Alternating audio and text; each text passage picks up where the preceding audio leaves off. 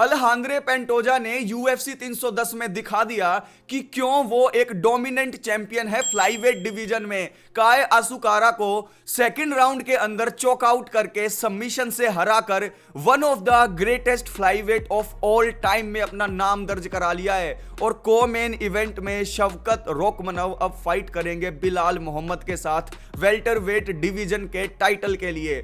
यहां पर को मेन इवेंट और पूरे फाइट कार्ड के ऊपर क्या हुआ, कौन जीता, कैसे जीता। मोवसार एवलोएव ने एल्जामिन स्टर्लिंग को हरा दिया, लेकिन काफी लोगों की नजर में स्टर्लिंग जीत गए थे। और ऐसी ही कंट्रोवर्सी सिरिल गान और अलेक्जेंडर वोल्कोव की फाइट में भी देखने को मिली, जहां पर खुद सिरिल गान के जो कैंप वाले थे वो शॉक हो गए ये देख के कि सिरिल गान को जिता दिया है। पूरा मामला क्या है, प्रीलिम्स कार्ड और मेन कार्ड की फाइट्स को एनालाइज करेंगे, उनके विनर को डिस्कस करेंगे। जबरदस्त वीडियो होने वाली है। मेन कार्ड के अंदर से मेरी 5 में से 4 प्रेडिक्शन ठीक रही, लेकिन मैंने प्रीलिम्स के अंदर भी कुछ फाइटें पिक की थी जिसके अंदर ओवरऑल रिकॉर्ड मेरा 8 में से 5 फाइट की विन का रहा। तो काफी अच्छा फाइट कार्ड रहा। और एक बात तो कहनी पड़ेगी, अलेजांद्रो पेंटोजा के लेवल पर आज के टाइम पर कोई भी नहीं है। तो चलिए बिना किसी देरी के इस UFC 310 के पूरे फाइट कार्ड का एनालिसिस कर लेते हैं कि क्या रिजल्ट रहा, कौन जीता, क्यों जीता, कैसे जीता। रैंडी ब्राउन और ब्रायन बैटल की फाइट से UFC 310 का प्रीलिम्स कार्ड शुरू हुआ था। इस फाइट के अंदर जो ब्रायन बैटल थे वो डोमिनेट नहीं कर पाए जितनी उम्मीद उनसे की जा रही थी, लेकिन फिर भी वो डिसीजन विक्ट्री से जीत गए। अब देखिए उसके पीछे रीजन ये है कि जो कैंप था ब्रायन बैटल का वो अच्छे से नहीं गया था।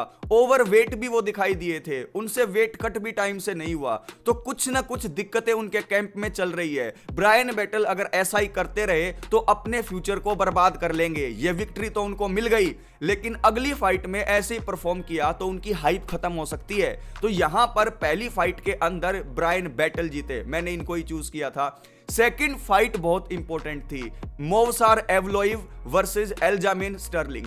3 राउंड की फाइट थी। पहला राउंड एल्जामिन स्टर्लिंग ने बहुत अच्छे से परफॉर्म करके अपने नाम किया। सेकंड राउंड मोवसार एवलोइव ने अपने गेम प्लान के अंदर चेंज लाकर अपने नाम किया। बात आ गई थी थर्ड राउंड पे।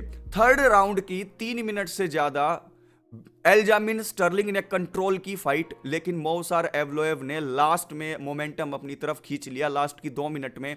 और एक जज ने स्प्लिट डिसीजन में इसी को देखकर मोवसार एवलोइव को ये जो है विक्ट्री दे दी। अब देखिए ये क्लोज फाइट होती है, रोबरी वो होती है जहां पर साफ एक जीता हुआ दिखाई दे। ये बहुत ज्यादा क्लोज फाइट थी। ऐसे में अगर आप मुझसे पूछते तो एल्जामिन स्टर्लिंग जीतने चाहिए थे, लेकिन यहां पर जजिंग के अंदर मैसअप किया गया और मोवसार एवलोइव को जिता दिया गया। लेकिन वेल डिजर्व मोवसार एवलोइव। तो यहां पर मेरी प्रेडिक्शन ये गलत हो गई, लेकिन अगर जजिंग ठीक होती तो स्टर्लिंग को जीतना चाहिए था। सच है ये।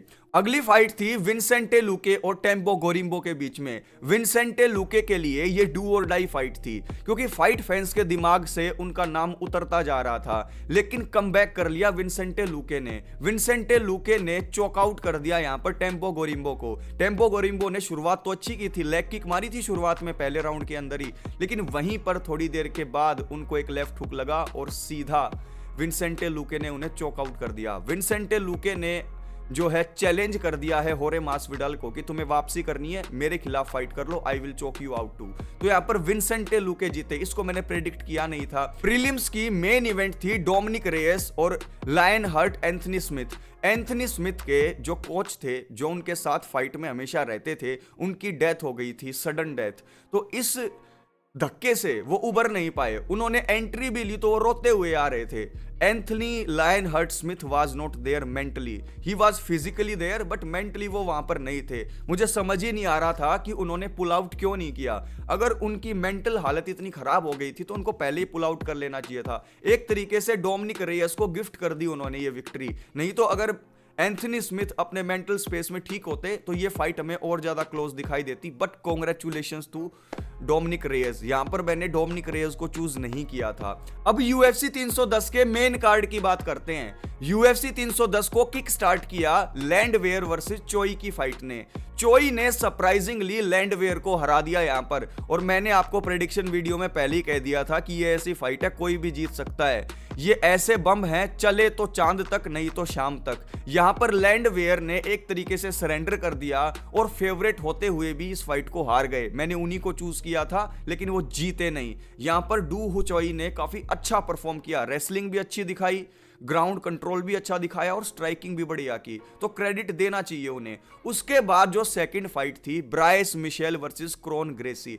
भाई मैं पहले डेना वाइट को कहना चाहूंगा क्रोन ग्रेसी को घर पर बैठा दो, लेकिन ब्राइस मिशेल ने बहुत अच्छा यहां पर रेसलिंग दिखाया और उसके साथ साथ जिस तरीके से उन्होंने स्लैम किया क्रोन ग्रेसी को और फिर एल्बोज की मदद से उनको नॉकआउट किया, मजा आ गया। तो यहां पर ब्राइस मिशेल अपने लाइफ में पहली नॉकआउट विक्ट्री निकालने में कामयाब हो गए। मैंने चूज किया था ब्राइस मिशेल को ही।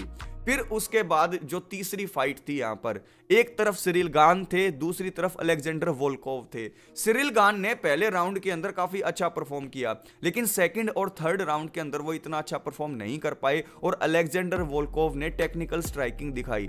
लेकिन यहां पर काफी कम लोगों को पता होगा कि पहले राउंड के अंदर ही अंगूठा टूट गया था सिरिल गान के पैर का, तो इसी वजह से उनकी जो मूवमेंट थी वो अच्छी नहीं हो पाई और जिस तरीके से उन्हें किक मारनी चाहिए थी वो किक नहीं मार पा रहे थे। तो एक तरीके से कॉम्प्रोमाइज्ड बॉडी के साथ सिरिल गान सेकंड और थर्ड राउंड में लड़ रहे थे, लेकिन फिर भी जो जजेस थे उन्होंने विक्ट्री किसको दे दी, सिरिल गान को। अब इसके ऊपर यहां पर कई लोगों का कहना यह है कि अलेक्जेंडर वोल्कोव को जीतना चाहिए था।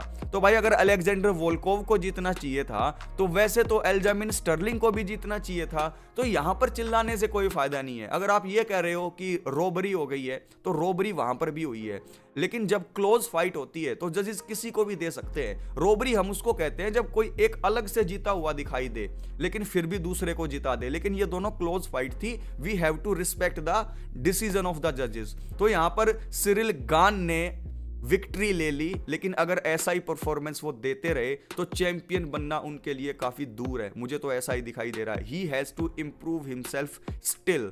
रेसलिंग पे काम किया लेकिन ओवरऑल फाइटिंग गेम को इंप्रूव करना पड़ेगा। उसके बाद को मेन इवेंट, एक तरफ शवकत रोकमनव और दूसरी तरफ इयान मचीडा गैरी। दोनों के दोनों फाइटर्स ने काफी अच्छी फाइट की। मैं बहुत ज्यादा इंप्रेस हुआ मचीडा गैरी से, क्योंकि फाइनल राउंड के अंदर पांचों राउंड में जो उन्होंने रेजिलियंस दिखाई और खास करके फाइनल राउंड के अंदर वो चोकआउट भी कर सकते थे, सबमिट भी कर सकते थे राखमनाव को, लेकिन शवकत राखमनाव ने जिस तरीके से स्ट्राइकिंग की, जिस तरीके से रेसलिंग दिखाई और राउंड बाय राउंड जिस तरीके से स्पीड पकड़ी, वहां पर उन्होंने इसको डिसीजन विक्ट्री में तब्दील कर दिया इस मैचअप को। ये उनके करियर की पहली डिसीजन विक्ट्री है। इससे पहले 18 की 18 फाइट वो फिनिशेस से जीते थे। तो ये एक नया उनको सबक मिला है शवकत रोकमनव को। अब उन्होंने फेस ऑफ भी कर लिया है बिलाल मोहम्मद के खिलाफ, तो अब ये फाइट बिलाल मोहम्मद और शवकत रोकमनव की फिक्स होने ही वाली है यूएफसी के वेल्टरवेट डिवीजन के चैंपियनशिप के लिए। अब बात करते हैं मेन इवेंट की। मेन इवेंट में अल्हांद्रे पेंटोजा ने हम सबको दिखा दिया कि यूएफसी के बाहर जो टैलेंट है वो यूएफसी के रोस्टर के फाइटर से ज्यादा बेटर नहीं है। काई असाकुरा को ऐसा लगाया जा रहा था कि पता नहीं वो क्या कर देंगे, नॉकआउट कर देंगे, ये कर देंगे, वो कर देंगे, लेकिन ऐसा कुछ नहीं हुआ। सबसे पहले तो अल्हांद्रे पेंटोजा ने उन्हें स्ट्राइकिंग में हम्बल करके दिखाया और फिर उसके बाद बड़ी आसानी से चॉकआउट कर दिया काई असाकुरा को। तो यहां पर काई असाकुरा को एक तरीके से गिमिक की तरह यूएफसी ने यूज किया, क्योंकि मुझे यहां पर काई असाकुरा अल्हांद्रे पेंटोजा के सामने इतने स्किलफुल नहीं लगे। अब देखना यह होगा कि मोहम्मद मोकायव को कब लेकर आती है यूएफसी, क्योंकि अल्हांद्रे पेंटोजा को अगर आज के टाइम पर कोई टक्कर दे सकता है तो वो मोहम्मद मोकायव ही हैं। उनके अलावा पूरे डिवीजन को क्लियर आउट कर चुके हैं वो। ब्रेंडन रॉयवाल नंबर 1 कंटेंडर है जिनको ऑलरेडी 2 बार वो हरा चुके हैं। तो Alexandre Pantoja is the real goat in flyweight division. This is clear now. तो यहां पर UFC 310 की प्रीलिमिनरी और मेन कार्ड के रिजल्ट के बारे में हमने डिस्कशन कर ली है और अब UFC 311 की बारी है। UFC 311 में बनील डारियुश और हेनातो मोइकानो की फाइट भी आ गई है। तो UFC 311 2025 की शुरुआत का ही सबसे जबरदस्त कार्ड हो जाएगा। तो मेरे दोस्तों, ये आपको कैसी लगी UFC 310 की पूरी फाइट कार्ड? प्रीलिम्स में और मेन कार्ड में आपकी कितनी प्रेडिक्शन ठीक हुई, मुझे जरूर बताइएगा। और मजा आ गया दोस्तों। ऐसे ही वीडियोस आपके लिए मैं डालता रहूंगा। बस वीडियो को लाइक करके चैनल को सब्सक्राइब जरूर कर लेना है। टेक केयर मेरे दोस्तों।